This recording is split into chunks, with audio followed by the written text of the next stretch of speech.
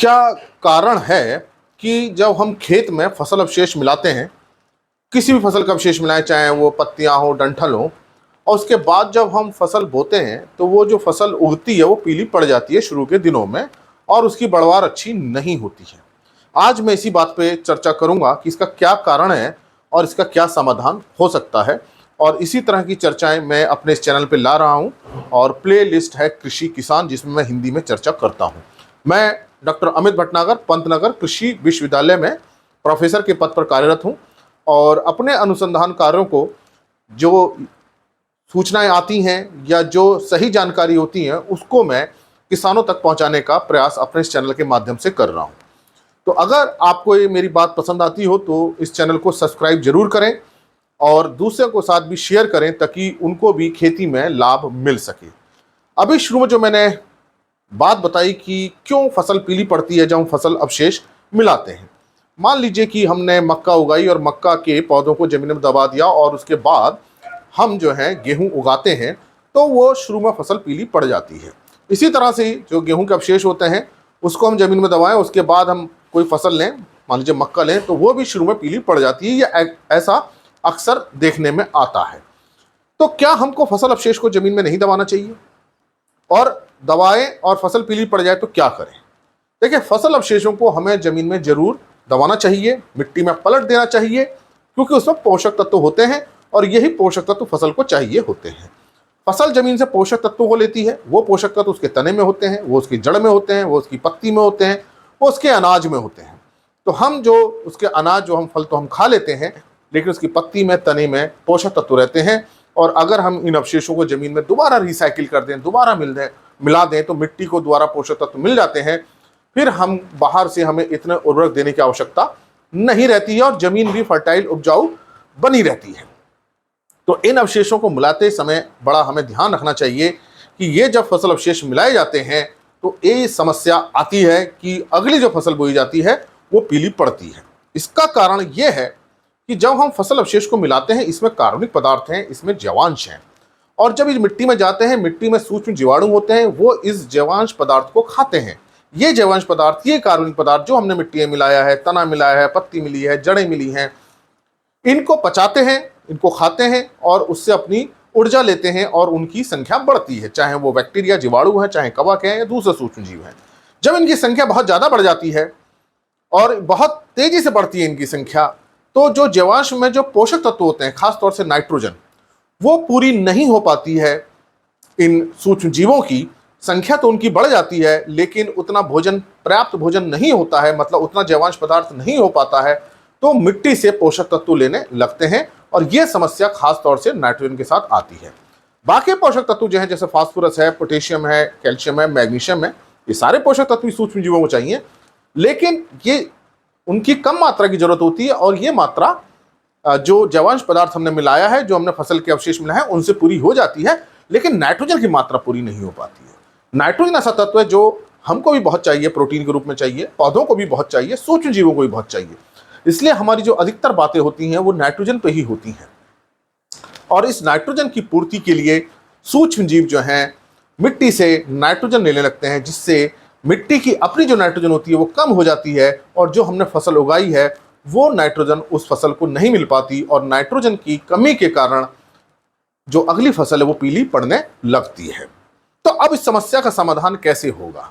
फसल अवशेष मिलाने भी जरूरी है। फसल अवशेष मिलाने से हमारी जमीन की उर्वरता, उत्पादकता बनी रहती है, पोषक तत्व बने रहते हैं, और मिलाने के बाद सूक्ष्म जीवों की संख्या बहुत तेजी से बढ़ती है, और ये जीवाश्म पदार्थ की जो नाइट्रोजन है वो उनकी आवश्यकता को, उनकी भूख को पूरी नहीं कर पाती है। तो ऐसी स्थिति में सूक्ष्म जीव मिट्टी से नाइट्रोजन लेते हैं, और उसका असर पौधों पे पड़ता है जो उगाए गए हैं। अब ये जो नाइट्रोजन सूक्ष्म जीवों के अंदर आ जाती है, वो ऐसा नहीं है कि खत्म हो जाती है। जब इस सूक्ष्म जीव की मृत्यु हो जाती है, मर जाते हैं, तब इनके शरीर से निकल जाती है, और फिर पौधे उसको लेने लगते हैं। तो इस पूरे काम में 30-35 दिन लग जाते हैं, लगभग 30-35 दिन लग जाते हैं, और तब तक नाइट्रोजन की पौधों में कमी आ जाती है। इसको हम टेम्पररी कमी कहते हैं। ये परमानेंट नहीं होती है, क्योंकि वो नाइट्रोजन सूक्ष्म जीव की शरीर में गई है, बाद में से निकल आएगी। जमीन के अंदर ही कई सारे प्रोसेस होते हैं, लेकिन शुरू की अवस्था में फसल को नाइट्रोजन की ज़्यादा आवश्यकता है, और उसी समय नाइट्रोजन की कमी हो गई। तो ऐसी स्थिति में हमको क्या करना पड़ेगा कि जो हमने फसल अवशेष मिलाए हैं उसको जल्दी से सड़ जाएं और जो सूक्ष्म जीवों की जो नाइट्रोजन की आवश्यकता है वो पूरी हो जाए जल्दी से, ताकि जो हम अगली फसल बो रहे हैं तब तक वो उनका पूरा सड़ा दें और उनकी आवश्यकता पूरी हो जाए। तो इसके लिए आप ये करें, जब भी आप फसल अवशेष मिलाएं और उसको सड़ने में समय लग रहा है तो आप उसमें 20 किलोग्राम यूरिया प्रति एकड़ की दर से 15-20 किलोग्राम यूरिया प्रति एकड़ की दर से मिला दें और मिट्टी में अच्छी तरह मिला दें। और अगर हल्की सिंचाई हो जाती है तो वो भी कर दीजिए। तो जैसे ही नमी आएगी मिट्टी के अंदर, जैसे ही हम यूरिया के माध्यम से नाइट्रोजन देंगे, सूक्ष्म जीवों की नाइट्रोजन की आवश्यकता पूरी हो जाएगी और वो जल्दी से सड़ाने लगेंगे और फिर वो मिट्टी के जो अपनी पोषक तत्व है उसको नहीं लेंगे। अब ये प्रश्न आ सकता है कि ऐसे सड़ाने में तो हमारा खेती का खर्चा बढ़ जाएगा क्योंकि हमने यूरिया बाहर से डाल रहे हैं, उसका खर्चा आएगा। लेकिन इस बात का ध्यान रखें कि जो हम यूरिया डाल रहे हैं निश्चित रूप से यहाँ खर्चा आएगा, लेकिन ये नाइट्रोजन पहले कहाँ जाएगी? मिट्टी में जाएगी, मिट्टी से सूक्ष्म जीवों में आएगी और सूक्ष्म जीव जल्दी से उस जवांश पदार्थ को सड़ाएंगे और सड़ाने के बाद वो अपने शरीर से उसको मुक्त कर देते हैं नाइट्रोजन को। तो ये प्रक्रिया जब होती है तो जो हमने नाइट्रोजन यूरिया के माध्यम से दी थी वो जमीन में ही रहती है और जो हम फसल उगाते हैं उसको मिल जाती है। अगर हम इस तरह की प्रक्रिया नहीं अपनाते हैं तो अक्सर ये देखा जाता है कि जैसे मक्का हमने काटी और उसको हमने मिला दिया और उसके बाद हमने गेहूं बोया तो गेहूं पीला पड़ गया। तो अब ऐसी स्थिति में अगर खड़ी फसल पीली पड़ रही है तब भी आप उसमें यूरिया दे दीजिए, जल्दी सही हो जाएगी। और उस स्थिति से बचने से अच्छा है कि हम ये कोशिश करें कि जो अवशेष जमीन में डाले हैं हमने जल्दी से जल्दी सड़ें और भूमि में नमी अच्छी होगी, नाइट्रोजन अच्छी होगी तो सूक्ष्म जीवों का काम बहुत जल्दी होगा, तेजी से होगा और वो उसको जल्दी सड़ाएंगे और जमीन के अंदर नाइट्रोजन कमी नहीं आएगी। तो मेरी बात शायद आपको समझ में आ गई होगी कि क्यों ऐसा होता है कि जिस खेत में हमने फसल के अवशेष मिलाए हैं पिछली फसल के, वहां फसल हल्की हल्की पीली पड़ने लगी है। इसका कारण नाइट्रोजन की कमी है। ये नाइट्रोजन वास्तव में सूक्ष्म जीवों के शरीर में चली जाती है क्योंकि उनको जैवांश पदार्थ से कार्बन तो मिल जाता है और लेकिन नाइट्रोजन उतनी नहीं मिल पाती और सूक्ष्म जीवों के लिए कार्बन नाइट्रोजन मिलना दोनों जरूरी है। और कार्बन की पूर्ति तो उनकी जैवांश पदार्थ से होती है क्योंकि उसमें बहुत कार्बन होता है, लेकिन जैवांश पदार्थ जो हम मिला रहे हैं जैसे पत्ती वगैरह है, डंठल, इसमें नाइट्रोजन कम होती है तो वो उसकी आवश्यकता को पूरी नहीं कर पाते हैं।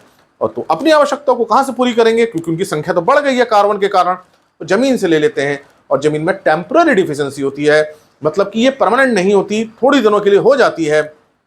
तो इस कमी से बचने के लिए ये आवश्यक है कि हम सूक्ष्म जीवों की आवश्यकता को बाहर से पूरी कर दें और ये नाइट्रोजन को मिल जाएगी, वो जल्दी सड़ाएंगे और फिर जब उनका जीवन चक्र पूरा हो जाएगा तो तुरंत अपने शरीर से मुक्त कर देंगे और वो फिर से हमको खेत में मिल जाएगी और फसल पीली नहीं पड़ेगी।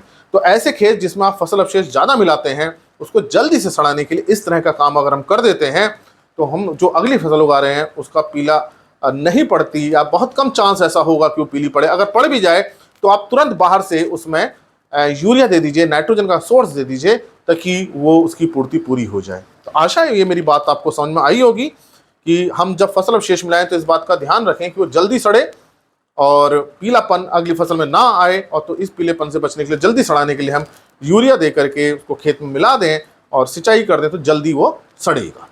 तो ये इस तरह की अगर आप करते हैं तो खेत की उर्वरता बनी रहेगी, जो फसल अवशेष मिला है उससे भी पोषक तत्व मिलेंगे, सूक्ष्म जीवों की संख्या बढ़ जाती है उससे भी हमारी जमीन की उर्वरता बढ़ती है और अगली फसल को भी पोषक तत्व मिल जाते हैं। तो इस तरह की प्रक्रिया करने से धीरे धीरे हमारे खेतों की उर्वरता बढ़ने लगती है। अगर मेरी बात पसंद आई हो तो इसको लाइक जरूर कीजिएगा, चैनल सब्सक्राइब कीजिए और ये इस वीडियो को दूसरों के साथ भी शेयर कीजिए ताकि उनको भी सही जानकारी मिल सके। धन्यवाद।